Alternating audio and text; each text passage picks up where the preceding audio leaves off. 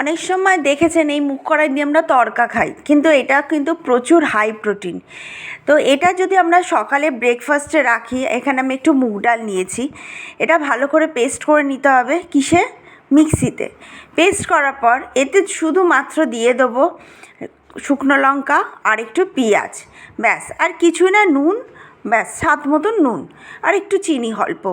তারপর চাটুটা রাখবো, চাটুর মধ্যে দিয়ে দেবো হচ্ছে সাদা তেল।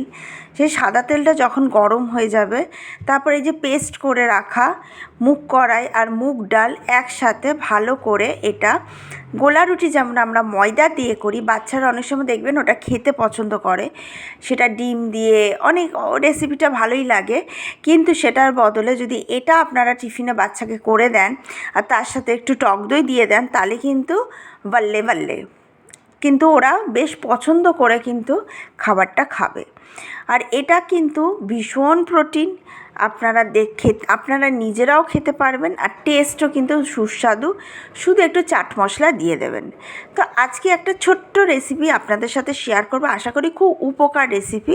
ভিডিওটা ভালো লাগলে লাইক, শেয়ার, সাবস্ক্রাইব।